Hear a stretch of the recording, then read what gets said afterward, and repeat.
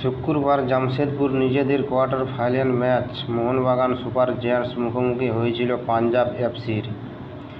এক টানটান উত্তেজনার ম্যাচে সাক্ষী থাকল দর্শকরা। ম্যাচে পিছিয়ে পড়ে কীভাবে কামব্যাক করতে হয় তা দেখিয়ে দিল মোহনবাগানের ফুটবলাররা। নির্ধারিত সময়ে ৩-৩ গোলে শেষ হয়। অবশেষে প্লান্টি শট আউটে ৬-৫ ব্যবধানে পাঞ্জাবকে হারালো মোহনবাগান।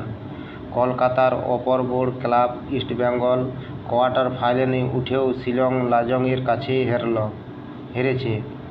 একমাত্র কলকাতার ক্লাব বলতে ডুরান্ডে এখন পর্যন্ত টিকে রয়েছে গতবারের চ্যাম্পিয়ন দল মোহনবাগান।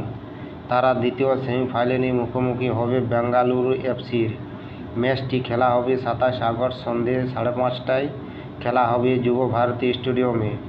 প্রথম সেমিফাইনালটি হবে শিলংয়ে। এই ম্যাচ মুখোমুখি হবে নর্থ ইস্ট ইউনাইটেড এবং শিলং লাজং।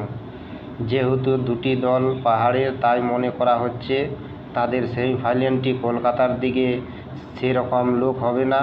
সে কথা মাথায় রেখে ম্যাচটি শিলংয়ে করা হবে। ২৬শে আগস্ট সন্ধে ৫:৩০টায় শুরু হবে এই ম্যাচটি। ফাইনাল খেলাটিও হবে যুব ভারতী স্টেডিয়ামে। ৩১শে আগস্ট হবে ফাইনাল ম্যাচটি। সন্ধে ৫:৩০টায় শুরু হবে এই ম্যাচ।